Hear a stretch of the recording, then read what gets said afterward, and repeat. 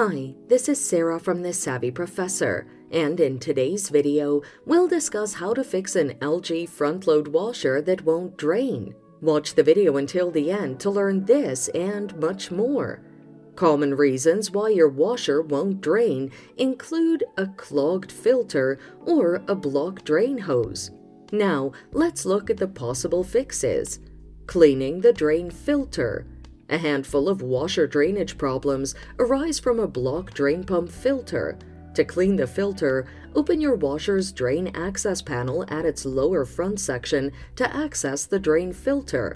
Pull out the drain hose from the compartment and drain any residual water in the washer before unscrewing the filter from its groove.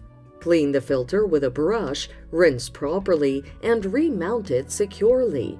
Reinsert the drain hose too before closing the access panel. Unblock the drain hose.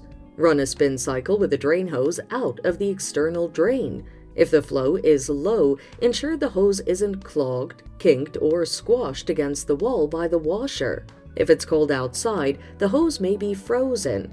Thaw it before running a wash cycle. So, there you have it. Fixing an LG front-load washer that won't drain is that simple. Thanks for watching. Till next time.